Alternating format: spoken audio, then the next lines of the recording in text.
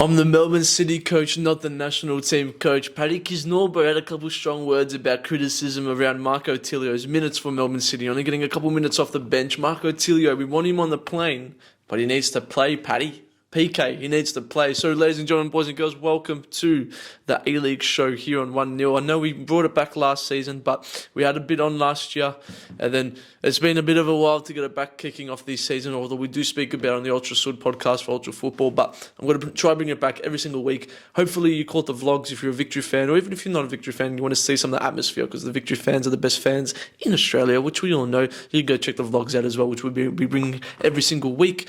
Every single home game, pretty much. And we're home this week against in the Melbourne Derby, so you can come and watch that. So, plenty kicking off in the A-League. It's good to have football back here in Australia, isn't it? You love it. There's plenty of stuff. Make sure to like, subscribe if you're new. Drop down below some of your thoughts, some of your predictions for the weekend, and some of the things that you think are a very interesting topic point for future A-League videos. So, we're going to kickstart on the Kisnorbo and Tilio situation.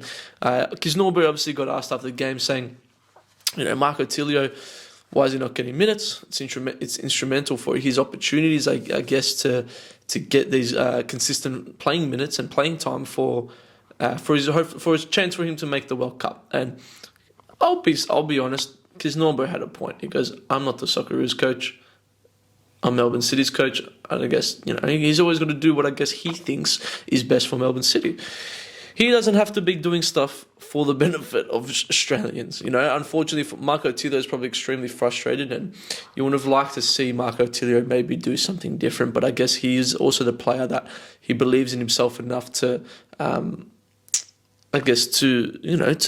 push for game time at the club that he's at. We saw Kolakowski go to Perth Glory. I don't think Kolakowski would be getting a lot of minutes right now if he was still at Melbourne City. So you like that in the sense of a professional and a drive for Marco Tilio, but you'd obviously want to see him play. And he is a great player because there's a player that's similar to him who I think right now is more likely on getting to that plane, and that's Daniel Arzani. And Daniel Arzani, well, I'll tell you what, and I've got some strong opinions about him, and I gave him a bit of criticism last week on the Ultra Sud pod. I said, yes, he's fantastic, yes, he can beat a player, but I want to see some more final product. And that's what happened this week, and he scored a very nice goal.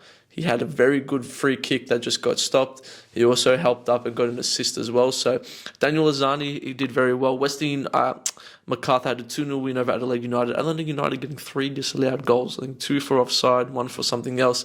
But 2-0 win for MacArthur. Dwight York's doing absolute wonders with this MacArthur team. And I think defensively they're very strong. Hopefully Ulysses Davia isn't injured for too long. He had to come off injured. But MacArthur, they're strong. They're strong. Jamie McLaren obviously got the 2 goals, which we saw from that Melbourne City game. Brisbane Roar, they're in a bit of strife. And I think, and if you didn't see on our Instagram at @_1-0, go check it out, go give it a follow.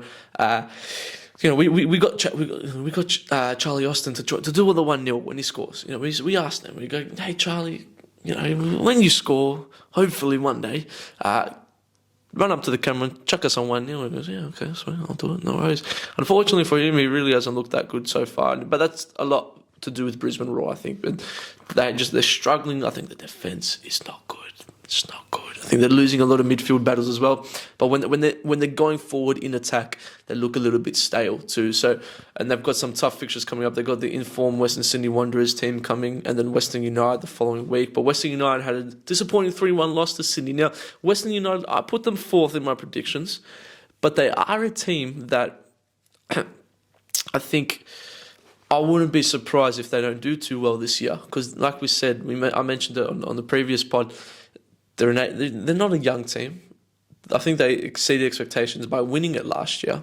And just so far, they've just looked very poor. I mean, Leo Lacroix, do you want to play for Western United, or do you want to go home? Or, you've had 2 absolute stinkers. And you fantasy fans out there, Leo Lacroix has gone and just rain on my parade. I was going to say something else in a different sort of language, but he's had a stinker of a start. And Sydney FC 3-1 win. Obviously Victory got the win over them last week. I'm on the bloody Vuk. But I want to focus on Mac and Lolly, the 2 wingers. Unbelievable. I think Mac and Lolly, and it works well, I think they're going to be very, very big for Sydney FC pushing up the table. I don't think they've got enough to push to win it. I don't think they've got enough to push for a top 3 spot, but the more they can get out of Mac and Lolly, aka Molly, I think Sydney FC will be in a very, very, very good position because those two, they're building a connection and they've only played 2 A-League games together. And I think as the season goes on, that will only get stronger. So Lolly and Mac, they look top tier. Sydney FC fans, let me know in the comments down below. How are you feeling about this season? I think a lot of people had sort of mixed opinions about Sydney FC. I actually made a bold call and said that they've got to finish bottom 4. I think sort of the way they've started, I guess finals could be on the horizon, but like it's only been 2 games, and we've seen teams start very well, and then ultimately flunk it once the season goes. But I think so far, they're doing okay. The new stadium, obviously last week, which was in full force. The fans are back, which is awesome to see. You had Melbourne Victory, which we're going to touch on. I was there at the game vlogging it. You had the Wanderers in full force, the RBB. The terrace was unbelievable, just filling out that whole north end, with the south end as well still being as vocal as ever, which is awesome. It's really, really cool to see because I'm one of the biggest drivers of trying to get the game, I guess, more well known, and because I'm always big on that thing of you want to see people just you want to see them following the game here, which is obviously what we want. And seeing that game on Saturday night, Victory, I think the game itself kind of flopped. I just think both teams were just a little bit but what Wanderers with Mark Rudin, I tell you what, I'm going to be harsh. I'm going to give a Tool of the Week award, Mark Rudin. Jesus. I was watching him in his coach's box. Does your absolute head in, Mark? Like seriously, like all the time he was just going on and on and on. It's like, just take a bloody seat, Marco. Is that his name now, Marco? Is it Mark? What is it? Marco Rudinovsky? Like, what's your name, bruv? But at the same time, we've got to give credit where credit's due because their defence was exceptional. And Marcelo, the new Brazilian centre-back that they've got, the full-back, he had Nani in his back pocket. I won't lie, he had Nani in his back pocket. Their defence was great. I said in the vlog, I don't think 1-0 is going to be an unfamiliar scoreline for Wanderers this season. I think they're going to get a lot of those 1-0 wins. They really didn't test Paul Izzo that much because they kind of just shut up shop from very early days, tried to catch us on the counter, which they used Cassini Yengi very well in doing, even though Yengi was playing more on the left rather than through the middle. He was playing as a bit of that inverted sort of left mid striker sort of thing, and he was great because he's a big boy. I think Victory, it's not worrying signs, but it is signs of if we don't start to play on it, we could be in a little bit of trouble. I think we're screaming for fullbacks. And you looked at last season, Jason Davidson and Jason Garia, how instrumental they were for Victory's success and just how good they were as well. Davidson obviously got picked up. Jason Garia is still recovering from injury. Those fullbacks are huge. And even especially in the way that Popovic plays, they're massive. And Cadete, I'm not too sure. He's good at times. I don't think he's that great with the ball at his feet. I think Cadete could be a little bit of a weakness on that left-hand side. Lee Broxham, obviously, in that right-back. I mean, he's Mr. Fix-It-All, but it has to come at a time where I guess you've got to put a little... I don't really back Negro that much either, but I guess you do have to put a little bit more faith in him. But I think the fullbacks, it's a bit of an issue, and hopefully Garia comes back fit sooner or later. Timothy and Miranda were in centre-back. Miranda hasn't looked as strong. I think it was just Victory just looked flat, which is really disappointing because everyone else was up and about. There was a real buzz walking to the game. There was a real buzz at work. There was a real buzz by the fans coming in. Obviously, the new jersey's getting released, and everyone was up and about, and we just couldn't really do anything. I think Chris Economidis deserves a start next week. I think he came on and he really tried to make something happen. He brought a lot of energy. Obviously, did well against Sydney FC coming off the bench in the first game. I think he deserves a start. Who you take off for that? Maybe Ben Falami. I don't think he's got a bench Nani. One thing I would like to see Nani, and I know it leaves Brimmer in a little bit of a sticky situation, but I'd like to see Nani just during the game mix in to go and play as the number 10 a little bit. Get him a little bit more involved and just try to force him to play the ball through behind. Whether that means you just rotate Brimmer and Nani on that right mid, sort of left mid sort of position, then maybe that's what you have to do. Brimmer came off. I can't remember the last time Brimmer got subbed off. He got subbed off on the weekend against Wanderers. So, Melbourne Victory fans, let me know how you're feeling down below. It's still very, very, very early on in the season, but it was a little bit, It was a little bit, it was quite anticlimactic walking back, and I mentioned it to Dad who I was with, and it just felt a little bit just interesting. It was a little bit anticlimactic. So we'll see about that. Victory fans, drop in the comments down below what you think as well. Now, a couple of big games coming on. I'll give you my quick predictions before we get into the spicy Melbourne derby. You've got Western United versus Macarthur. Western United, I don't know. Friday night, Western United, they're a little bit interesting right now. I'm going to go for a Macarthur 2-1 win. I'm going to go for a Macarthur 2-1 win. Does Daniel Azani get on the plane? Let me know in the comments down below. Newcastle Jets versus Wellington. I'm going to go for a Newcastle win. I know we didn't touch on them too much, but Newcastle looked okay. Jordan Elsia, I don't know what that man was thinking, but he went for a karate kick, face sensei sort of type stuff, I think Newcastle get the win over the Knicks.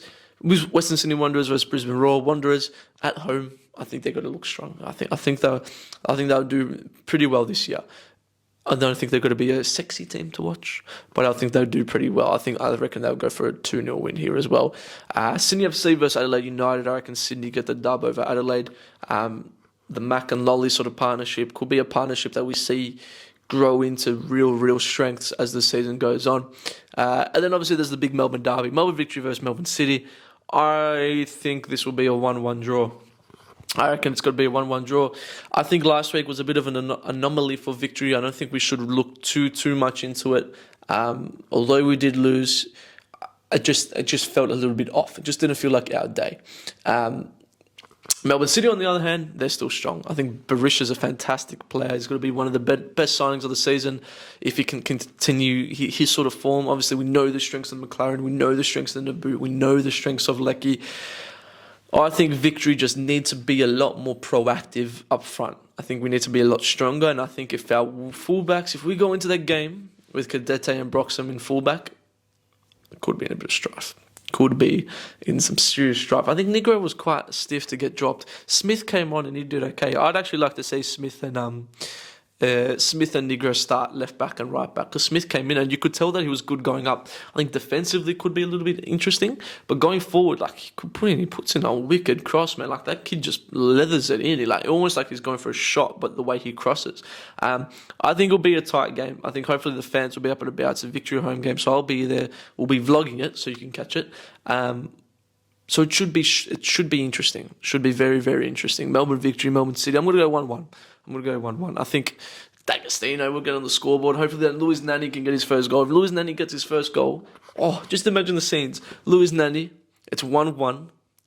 It's the 85th minute. Nani gets the ball. Takes it past Scott Jamieson, who know what he likes. Jamieson turns in and out, doesn't know what to do. He's probably complaining to the referee for something. Nani cuts in, little Ronaldo chop, finesses at top corner, and it's the 90th minute. Melbourne Victory have just won 2-1. Nani goes up to the crowd and just soaks it all in. That is, I tell you what, I'm just excited looking at that. I'm going to recreate that on FIFA right now. That would be an unbelievable moment. The terrace goes off, the vlog goes off. It's awesome stuff. Let's see. Now, ladies and gentlemen, thanks for watching.